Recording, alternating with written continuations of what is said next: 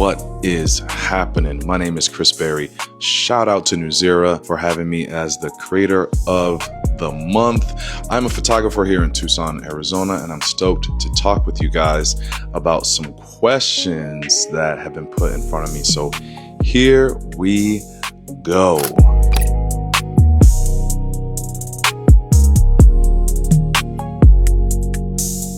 First question is, what types of photography do I do? Well, anything that involves people. So portraiture, documentary style photography, people who are makers, family events and private moments and milestones for my kids. I love that type of photography. I do studio work, headshots, and travel and teaching. So really anything that involves people, peopling.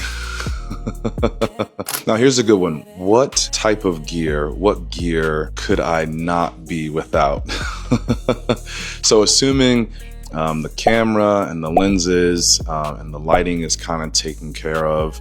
One thing I really love having on me is either, depending on where I'm going and what I'm doing, either foam core or cinefoil, believe it or not. So I love creating gobos and different modifiers and blocking light and flagging light or adding some fill, things like that. And I love the simplest of tools that help me still get the results that I love and also just kind of have fun, because being a hacker is cool, you know what I mean? All right, this is a good one. What makes my work me, right?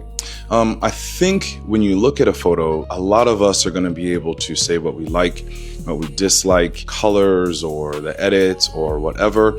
But the work I really enjoy that makes my work me is the type of relationship that I'm creating with the person that I'm photographing at that moment. I really feel like between myself and the camera is really the connection that I make with that person, that kind of that unseen interaction, the feelings that I leave and my subject leaves when the session's over, kind of thing. I think those types of memories that are made are what you reflect back to when you see a portrait or an image that I've made with you. Yeah, so that's my answer.